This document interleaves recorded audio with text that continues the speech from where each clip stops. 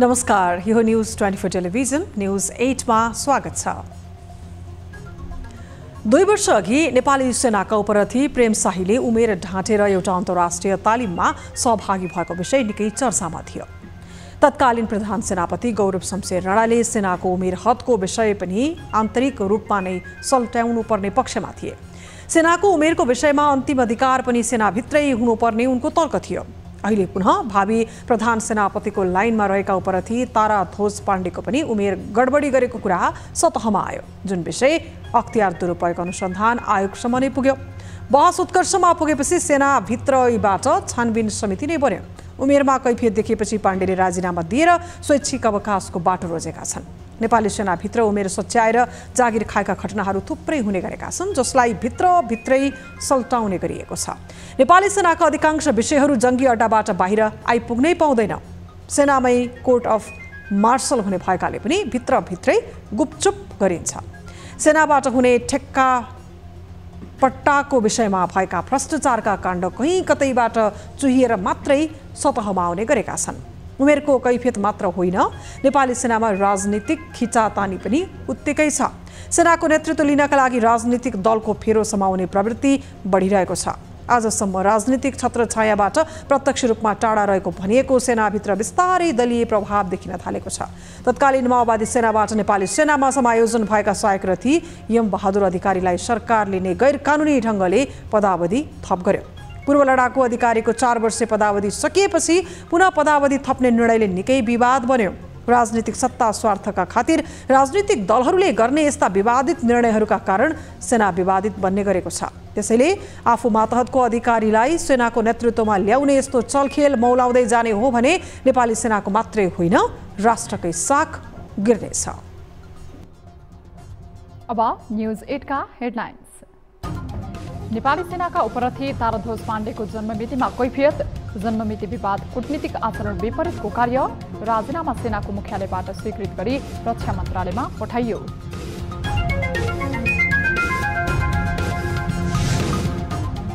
जाजरकोट भूकम्पले मानसिक रूपमा विक्षिप्त हुनेको ठूलो पंक्ति, राहत र पुनर्स्थापनासँगै मनोपरामर्शको समेत आवश्यक। मैले बचाउन सकिनँ, त्यसको पीर हुन्छ, ला म कति अभागी रहेछु, म किन त्यो दिन त्यहाँ बसेँ होला, म अर्को घरमा बस्नुपर्छ। जाजरकोट भूकम्प प्रभावितहरूलाई उचित वासस्थानको अभाव मुख्य समस्या बन्दै 13 जिल्लामा गरी 26,557 घर पूर्ण रूपमा क्षतिग्रस्त। त्यो एकद्वार प्रणाली मार्फत चाँडो पीडित परिवारहरूसम्म पुग्ने वातावरण सिर्जना गर्नुपर्छ।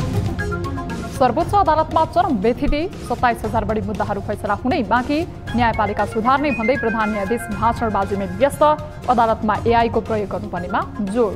भित्रानु भने हाम्रा काम कारबाहीहरू धेरै पछि पर्न जान्छ। र तिहारको रौनक छाए पनि नेपाली बजारमा छाएन खुसियाली, भारतीय बजार नेपाली उपभोक्ताको रोजाइमा पर्दा नेपाली व्यापारी समस्यामा। पहिला जस्तै दसैँ तिहारमा जुन तरिकाले व्यापार हुन्थ्यो त्यो अहिले दसैँ तिहारमा त्यस्तो खासै व्यापार छैन।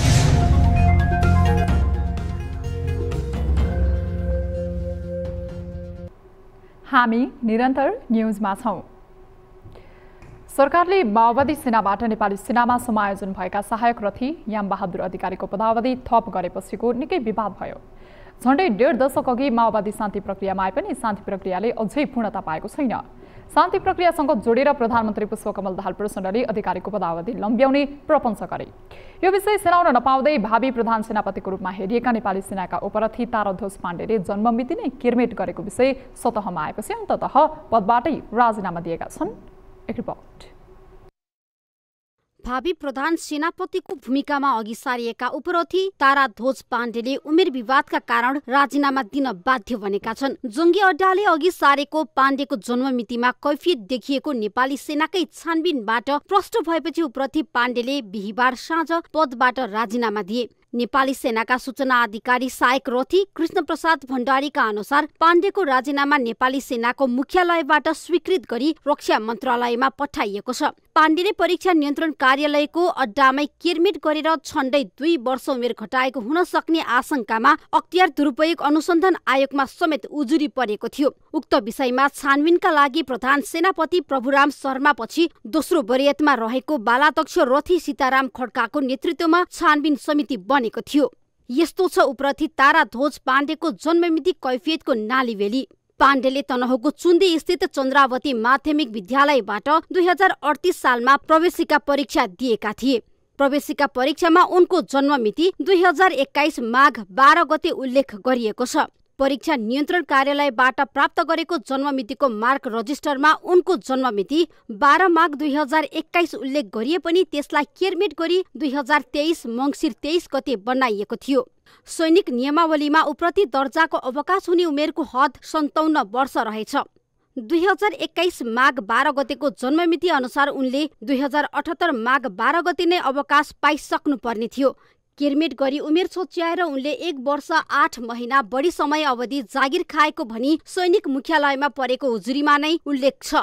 पाण्डेले जन्ममितिलाई 4 वर्षपछि 25 चैत 2042 मा सच्याएर जन्ममिति घटाएको परीक्षा नियन्त्रण कार्यालयको विवरणमा देखिन्छ। यदि जन्ममिति नमिलेको अवस्थामा प्रवेशिका परीक्षा दिएको 6 महिनाभित्र नाम, उमेर तथा जात सच्याउन मिल्ने 2017 को नियममा छ। नियमावली अनुसार जन्ममिति सच्याउनलाई 6 महिनाभित्र दरखास्त दिनुपर्ने व्यवस्था थियो। तर 2080 सालमा भएको तेस्रो संशोधनपछि अहिले बल्ल त्यसलाई बढाएर 5 वर्ष पुर्याइएको छ। छानबिन समितिबाट नागरिकता र शैक्षिक प्रमाणपत्र कैफियतको तथ्य बाहिर आएसँगै उपरथी ताराध्वज पाण्डेलाई राजीनामा दिन दबाव बढेको थियो। बहाल रहँदा कोर्ट मार्शल हुन सक्ने चेतावनी समेत आएपछि उनी स्वैच्छिक अवकाशको बाटोतर्फ लाग्ने तयारीमा समेत जुटे। उपरथी पाण्डेको जन्ममितिका विषयमा पूर्णचन्द्र थापा प्रधान सेनापति भएका बेला पनि प्रश्न उठेको थियो। तर थापाले जन्ममिति विवादमा परेका थुप्रै जर्नेलहरूमाथि छानबिन गरेर कैफियत देखिएकाहरूलाई अवकाशमा पठाएका थिए। नेपाली सेनामा देखिएका उपरथी पाण्डेको जन्ममिति विवाद मात्र नभएर कूटनीतिक आचरण विपरीत कार्य गरेको विषयले पनि उनी आलोचित बनेका थिए। उपरथी पाण्डेको मात्र होइन, सरकारले नै नेपाली सेनाभित्र राजनीति गरेको तथ्य माओवादी सेनाबाट नेपाली सेनामा समायोजन भएका सहायक रथी यम बहादुर अधिकारीको पटक पटक पदावधि थप गरेर उजागर भएको छ। न्यूज 24 टेलिभिजनका लागि टिभी जर्नलिस्ट त्रिगुडा भट्टराई बस्नेत, काठमाडौँ। नेपाली सेना मात्रै यस्तो संस्था हो जहाँ राजनीति चलखेल हुँदैन भनिन्छ। तर माओवादी सेनाबाट नेपाली सेनामा समायोजन भई सहायक रथी याम बहादुर अधिकारीको पदावधि सरकारले थप गरी राजनीतिक चलखेल छताछुल्ल भयो। अधिकारीको विषयमा सत्तारूढ राजनीतिक दलका नेताहरू समेत विभाजित छन्। यता नेपाली सेनाभित्र पनि उमेर ढाँटेर नेतृत्व हत्याउने दाउ रहेको कुरा उपरथी ताराध्वज पाण्डेको काण्डले स्पष्ट भएको छ। के नेपाली सेनाभित्र पनि व्यथिति मोङ्लाउँदै गएको हो? विगतदेखि वर्तमान अवस्थासम्म सेनाको छविलाई कसरी हेर्न सकिन्छ? यही विषयमा थप कुराकानी गर्नका लागि यति बेला प्रत्यक्ष टेलिफोन संवादमा जोडिनु भएको छ पूर्व रक्षा सचिव देवेन्द्र सिटौला। देवेन्द्र प्रसाद सिटौलाज्यू, यहाँलाई स्वागत छ न्युज 8 मा। धन्यवाद। अब यति बेला विश्वमै शान्ति सेनाको छवि बनाएको नेपाली सेनामा चाहिँ व्यथिति बढ्दै गएको हो भनेर भन्न सकिने अवस्था उत्पन्न भएको हो? अब यो त्यसरी त भन्न सकिँदैन।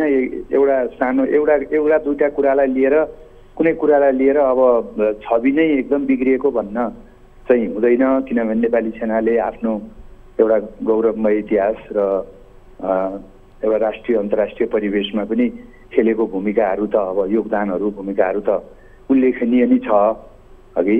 तर अब अहिले आएर चाहिँ के भने एउटा उमेरको विषय, अरू विषयहरू पनि जुन किसिमले आइरहेछन्, यो चाहिँ एउटा दुःख लाग्दो कुरो भइरहेछ। र यो हुनु नहुने कुरो एउटा देशको राष्ट्रिय सेना जस्तो निकायमा एउटा चाहिँ अति मर्यादित सङ्गठित र चाहिँ अनुशासित सङ्गठनमा यस किसिमको चाहिँ कुराहरू आउनु र त्यसको चाहिँ अभिलेखहरू चाहिँ अप टु डेट नहुनु र बारम्बार चाहिँ विवादहरू आउनु र एउटा नियम ऐन नियम नियावली त्यसपछि पद्धतिहरू ती सब कुराहरूलाई चाहिँ के भने एउटा त्यसमा चाहिँ प्रश्न चिन्ह आउने किसिमको परिस्थितिहरू हुनु चाहिँ राम्रो होइन। त्यस कारणले गर्दा यसमा चाहिँ यसको दीर्घकालीन समाधान यो प्याचअपबाट हुँदैन। अब दीर्घकालीन समाधान नै यसको खोज्नुपर्ने देख्छु मैले।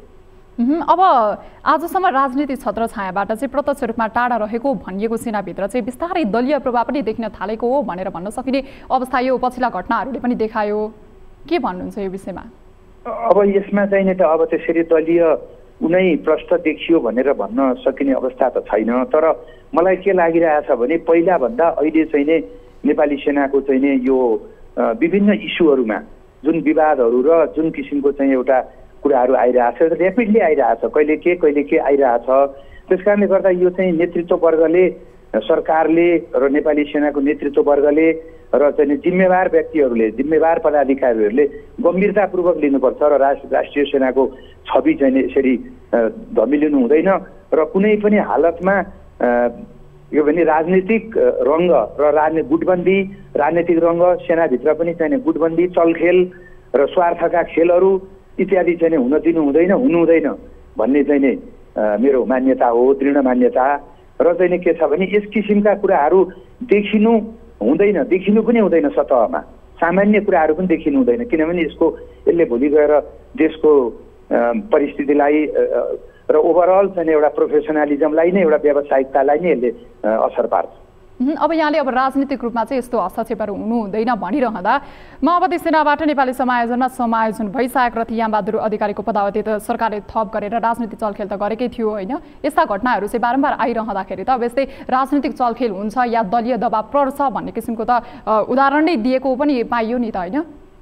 अब यसमा चाहिँ यो चाहिँ अलिकति चित्तबुझ्दो कुरो मैले योभन्दा अगाडि पनि बोलेको छु यो विषयमा र यो चित्तबुझ्दो कुरो भएन। एकपल्ट पदावधि थपिसकेपछि फेरि दोहोऱ्याएर यो स्वाभाविक पदोन्नतिको विषय पनि होइन, यो रेगुलर पदोन्नति पनि होइन, एउटा विशेष एउटा चाहिँ इन्सेन्टिभ जस्तो दिएको हो। त्यसलाई चाहिँ रेगुलर उसँग जोडेर लगेर म्याद थप्ने, त्यसपछि गएर चाहिँ के भने त्यसलाई चाहिँ एउटा चाहिँ प्रोफेसनलिजममै असर पर्ने र ऐन नियम पद्धति प्रोफेसनलिजम मोरल र चाहिँ के भने एउटा त्यहाँको पर्फर्मेन्समै असर पर्ने गरिकन काम गर्नु हुँदैन। त्यसमा चाहिँ मेरो पनि यो विषयमा चाहिँ अलिकति गुनासो पहिला पनि भएको हो र यो चाहिँ अलिकति त्रुटिपूर्ण नै लागेको छ मलाई यो विषय।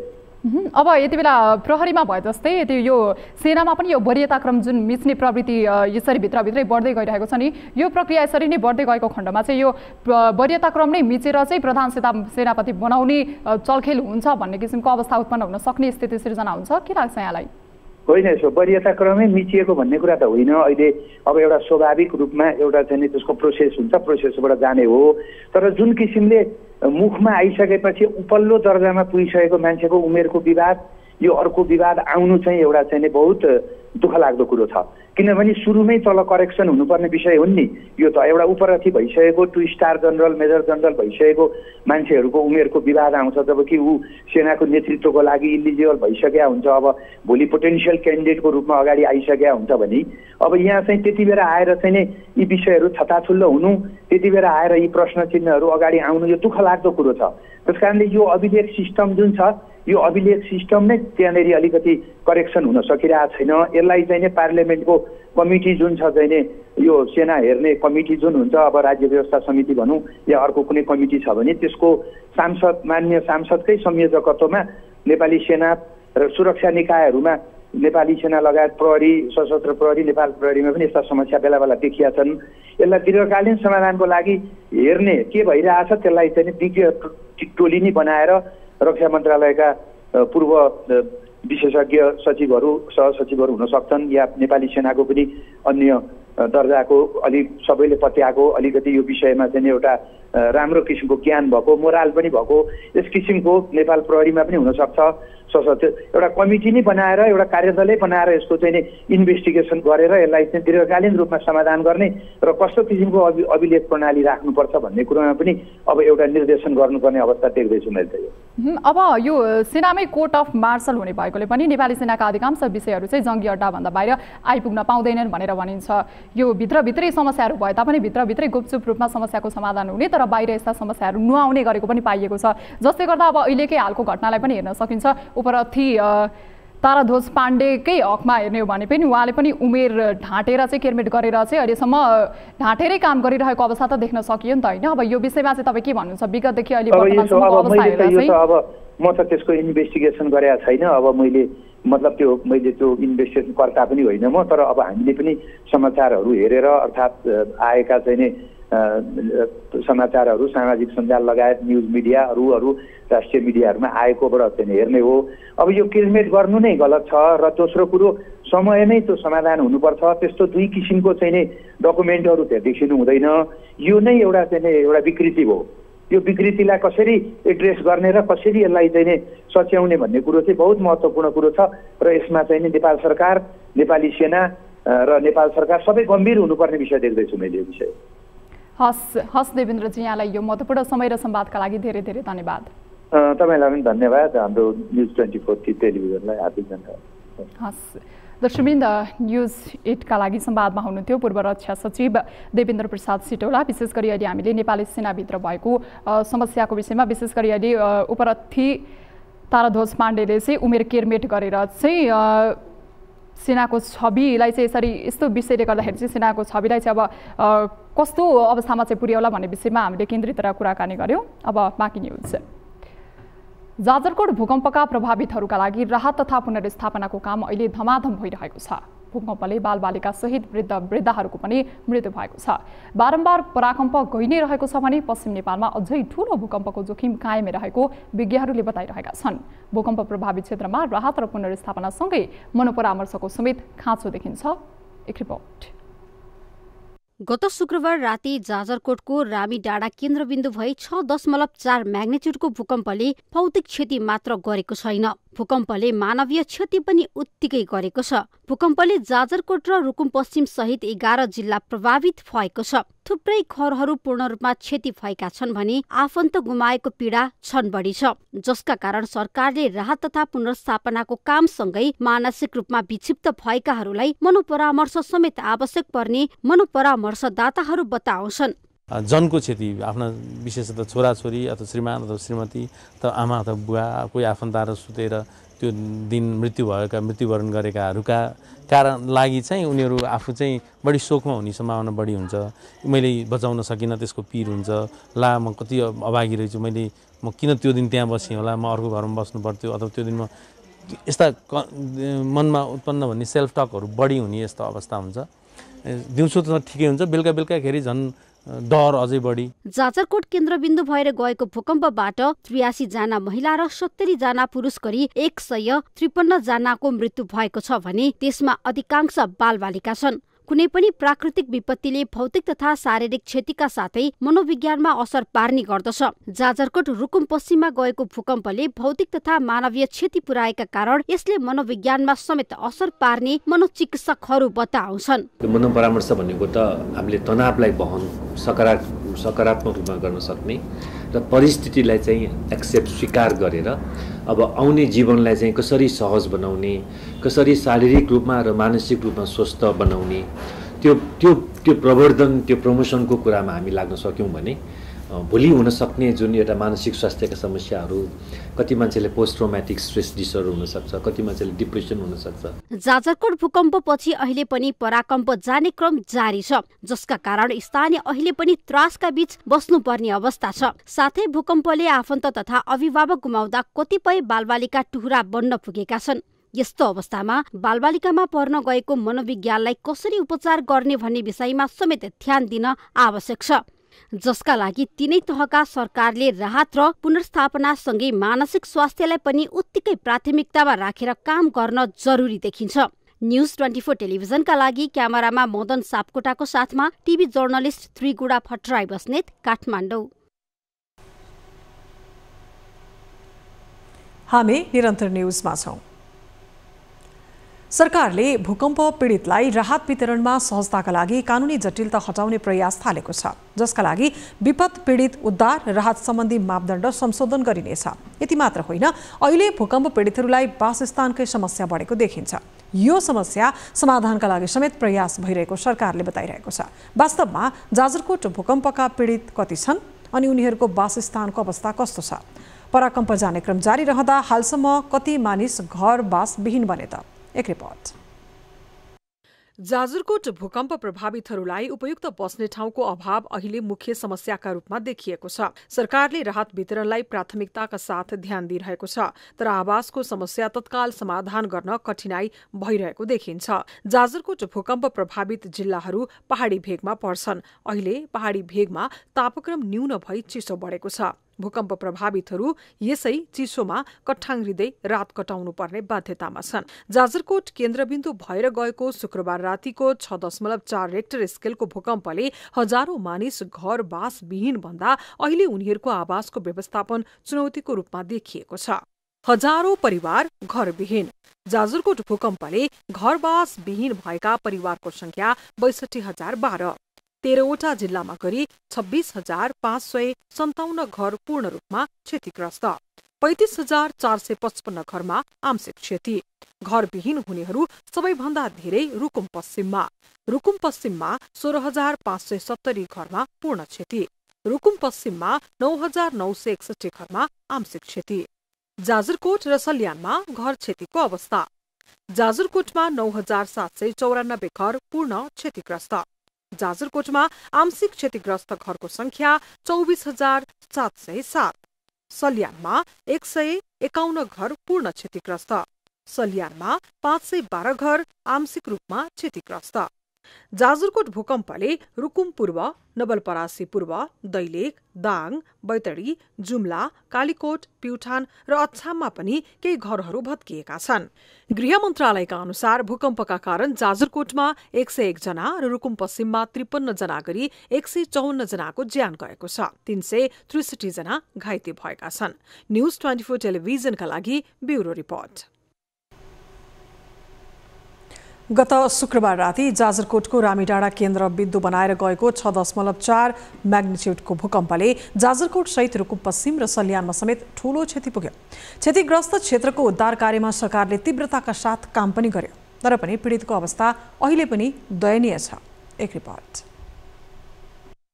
जाजरकोटको रामी डाँडामा केन्द्र बनाएर गएको विनाशकारी भूकम्पले भौतिक तथा मानवीय क्षति पुगेपछि पीडितहरूको अहिले पनि बिचल्ली छ। भूकम्प प्रभावित क्षेत्रका घाइतेलाई उद्धार कार्य तीव्रताका साथ भए पनि राहत वितरणमा ढिला सुस्ती हुँदा घरबार विहीन भएकाहरूको बिचल्ली भएको छ। पाउनु भन्नाले चाहिँ अब एउटा चिउराको प्याकेट र 2टा गुँड चाहिँ पाएको हो हैन। अब बाँकी चाहिँ अरु चाहिँ अब यो स्थानीय मान्छेहरूले नपाइकन अब अरूलाई चाहिँ हामी भाडामा बस्ने मान्छेलाई अथवा चाहिँ अर्को जिल्लाको मान्छे अर्को नगरको मान्छेले चाहिँ अहिले चाहिँ पछि चाहिँ गर्ने अहिले नगर्ने भएको कारणले गर्दाखेरि तत्काल त खानु पर्यो हामीलाई त हैन। त्यो नभएको कारणले गर्दाखेरि त्यस्तो पाएको छैन भनौं। प्रभावित क्षेत्रका मानिसलाई भनी राष्ट्रिय अन्तर्राष्ट्रिय रूपमा करोडौं रकम बराबरको सहयोग प्राप्त भइसकेको छ। स्थानीय सरकारदेखि प्रदेश सरकारसम्मले पनि करोडौंको रकम र अन्य आवश्यक सामग्री सहयोग प्रदान गरेका छन्। तर यो राहत सबै क्षेत्रमा आवश्यकता अनुसार पुर्याउन सरकार चुकिरहेको देखिन्छ। सरकारले एकद्वार प्रणालीमा रही राहत प्रदान गर्ने कार्यलाई चुस्त र तीव्र बनाउन नसक्दा जाडो महिनामा खुला आकाशमा कठ्याङ्ग्रिनु पर्ने नियति भोगिरहेका छन् पीडित। आफ्नो आफ्नो व्यक्तिहरूलाई आफ्नो आफ्नो नजिकको मान्छेलाई दिए जस्तो आशंका देखिरहेको है।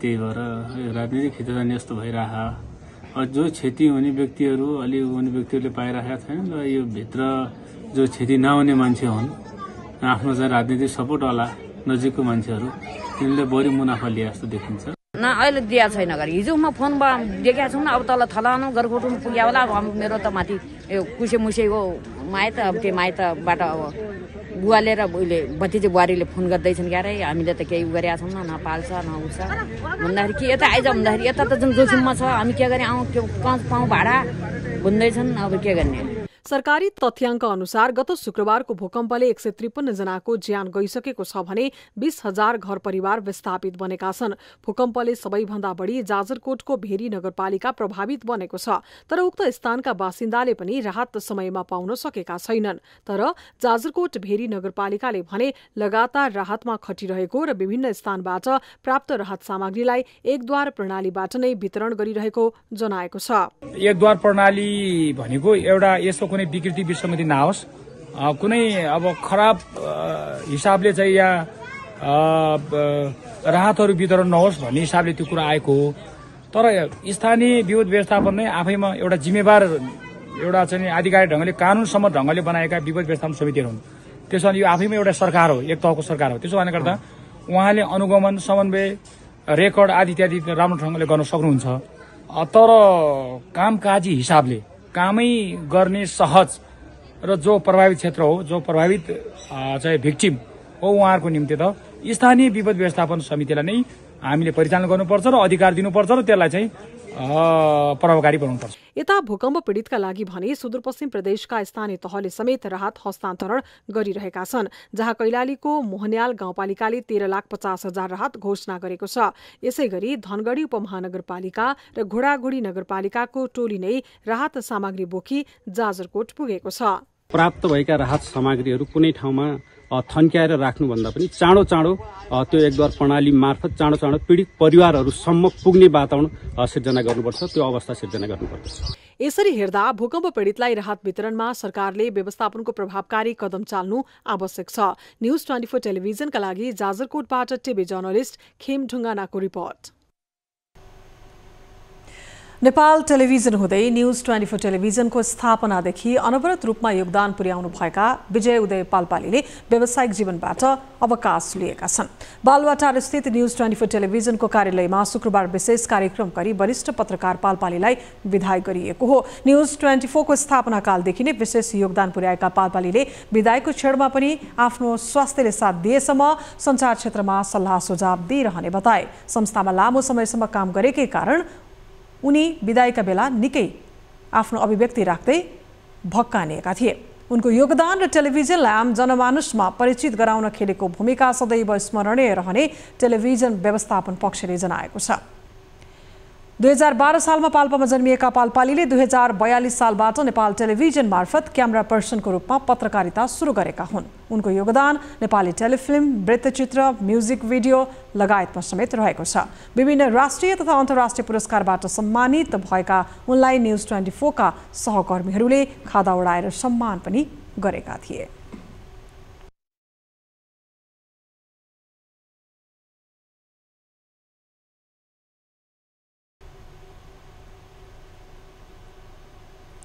नेपालीहरूको दोस्रो ठुलो चाड तिहारले रौनकता छाइसकेको छ। तिहारको यमपञ्चक सुरु हुन लाग्दा अहिले नेपालीहरू तिहारमा आवश्यक सामग्रीको जोहो गर्न व्यस्त छन्। तर सीमावर्ती क्षेत्रका नेपाली बजारमा भने तिहारको चहल पहलको खासै अवस्था देखिन्न।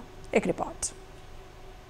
झापाका सीमावर्ती क्षेत्रका नेपालीहरूले तिहार पर्वको सामग्री खरिदका लागि सीमा पारीको बजार रोज्दा नेपाली बजार सुनसान बनेका छन्। काँकरभिट्टाबाट भारतको पानी ट्याङ्की 1.5 किलोमिटरको दूरीमा छ। पानी ट्याङ्की बजार नजिक भएका कारण काँकरभिट्टा, इटाभट्टा, दुलाबारी, बिर्तामोडसँगै दमक तथा झापा आसपास क्षेत्रका नेपालीहरू खाद्यान्न, लत्ता कपडा र घरायसी सामग्री किन्न दैनिक सीमा पारी पुग्ने गरेका छन्। त्यसैले नै अहिले पानी ट्याङ्कीसँगै बजारमा किनमेलका लागि भिड बढेको छ।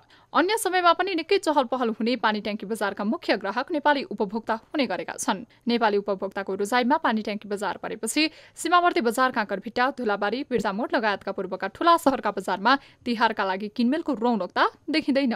आज चाहिँ हामी तिहारको सौदा गर्नको लागि पानी ट्याङ्की गराएको थियौँ। सौदा पनि अब यसो सब्जीहरू होइन, सब्जीहरू अनि भाइटिकाको लागि लिएर आएको थियौँ। तर आमा यो प्रशासनको गल्ती भन्नु कि के को गल्ती भन्नु, यत्रो प्याक त हुँदैन। इन्डियामा पनि रेल ट्राभल हुन्छ, त्यत्रो घाट लाग्दा नि यस्तो प्याक त देखेको थिइनँ नि त आज जस्तो त। अधिकांश नेपालीहरू सीमापारीको बजार जाँदा सीमावारीको व्यापार भने धराशायी बनेको छ। आर्थिक मन्दीको मारमा परिरहेका व्यापारीहरू विशेष गरी दशैं, तिहार लगायतका चाडपर्वमा थोरै भए पनि राहत महसुस हुन्छ कि भन्ने सोचेका थिए। तर त्यस्तो नभएको उनीहरू बताउँछन्। तिहार पहिला जस्तै दसैँ तिहारमा जुन तरिकाले व्यापार हुन्थ्यो त्यो अहिले दसैँ तिहारमा त्यस्तो खासै व्यापार छैन। अब पारी छेउमा हाम्रो छिमेकी राष्ट्र पानीट्याङ्की छेउमा भएर होला सायद मान्छेहरू उता गए कि भन्ने एउटा सोच, अब मान्छेसँग पैसा छैन कि भन्ने मेरो चाहिँ भित्र मनको कुरो हो। तर पहिला चाहिँ राम्रो व्यापार हुन्थ्यो, यसपालि चाहिँ खै के भएको। नेपाली बजारको तुलनामा भारतीय सीमावर्ती बजारमा किनमेल गर्ने वस्तुहरू सस्तो मूल्यमा पाइन्छ। सस्तो मूल्यमा सामान पाइने भएकोले नेपाली उपभोक्ता निकै टाढा टाढाबाट समेत किनमेलका लागि भारतको पानी ट्याङ्की, नक्सालबाडी, बागडुग्रा, सिलगढी लगायतका बजार पुग्ने गरेका छन्। तर केही सामग्री भारतीय बजारमा सस्तो भए पनि धेरै सामानहरू नेपालमा नै सस्तो हुने जानकारहरू बताउँछन्। सीमापारीको बजारमा नेपाली उपभोक्ता सस्तोको नाममा ठगिने गरेका छन्। किनमेलका लागि पानी ट्याङ्की लगायतका बजार पुग्ने नेपाली उपभोक्ता कम गुणस्तरका सामग्री खरिददेखि कमतौल, मिसावट खाद्य सामग्री र प्लस गरिएका खाद्य सामग्री खरिद गरी ठगिने गरेको मेची उद्योग वाणिज्य संघका कार्यकारी निर्देशक गोपाल बस्नेत बताउँछन्। आजको दिनमा पनि हाम्रो साना साना कुराहरूमा पारी जान्छौँ भन्दछौँ, हामीले कहिले पनि हिसाब गरेको हुँदैनौँ।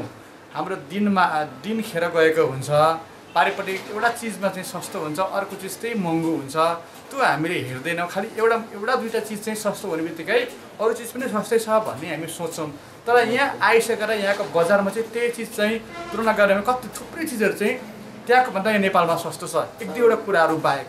त्यस कारणले गर्दाखेरि यो पारी जाने परिपाटी बन्द गर्नुपर्छ। देशप्रेमको भावनालाई चाहिँ हामीले उजागर गर्नुपर्छ। ठूलो संख्यामा नेपाली उपभोक्ता दैनिक सीमापारीको बजार पानी ट्याङ्की लगायतका बजार किनमेलका लागि जाँदा ठूलो मात्रामा नेपाली पैसा समेत विदेशिने गरेको छ। यसतर्फ उपभोक्तादेखि सरकारवाला निकाय सबैले ध्यान दिनुपर्ने देखिन्छ। न्यूज 24 टेलिभिजनका लागि छापाबाट टिभी जर्नलिस्ट युवराज आचार्यको रिपोर्ट। न्यूजहरू अझै बाँकी छन्, अब पालो ब्रेकको। हामी निरन्तर न्यूजमा छौँ। अब वेदर अपडेट।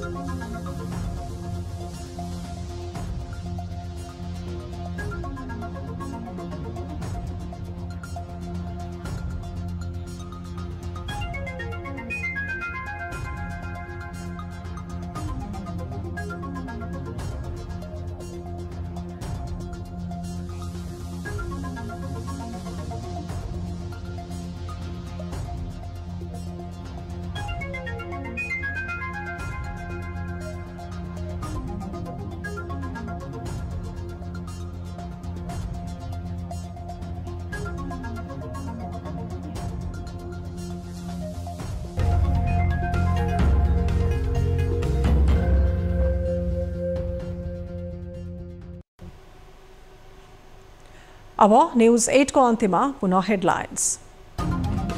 नेपाली सेनाका उपरथी ताराध्वज पाण्डेको जन्ममितिमा कैफियत, जन्ममिति विवाद कूटनीतिक आचरण विपरीतको कार्य, राजीनामा सेनाको कार्यालयबाट स्वीकृत गरी रक्षा मन्त्रालयमा पठाइयो। जाजरकोट भूकम्पले मानसिक रूपमा विक्षिप्त हुनेको ठूलो पंक्ति, राहत र पुनर्स्थापनासँगै मनोपरामर्शको समेत आवश्यक। मैले बचाउन सकिनँ, त्यसको पीर हुन्छ, ला म कति अभागी रहेछु, म किन त्यो दिन त्यहाँ बसेँ होला, म अर्को घरमा बस्नुपर्छ। जाजरकोट भूकम्प प्रभावितहरूलाई उचित वासस्थानको अभाव मुख्य समस्या बन्दै 13 जिल्लामा करिब 26,557 घर पूर्ण रूपमा क्षतिग्रस्त। चाँडो त्यो एकद्वार प्रणाली मार्फत चाँडो पीडित परिवारहरूसम्म पुग्ने वातावरण सिर्जना गर्नुपर्छ।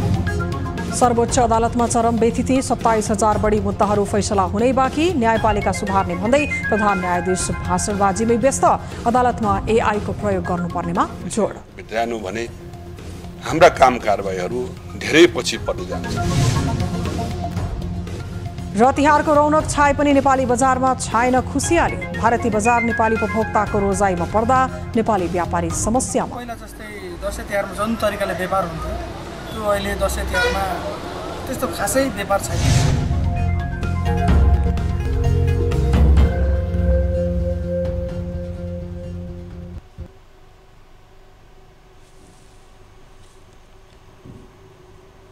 न्यूज 8 अहिलेलाई यति नै। थप न्यूजका लागि हाम्रो वेबसाइट www.news24nepal.com हेर्नुहोला।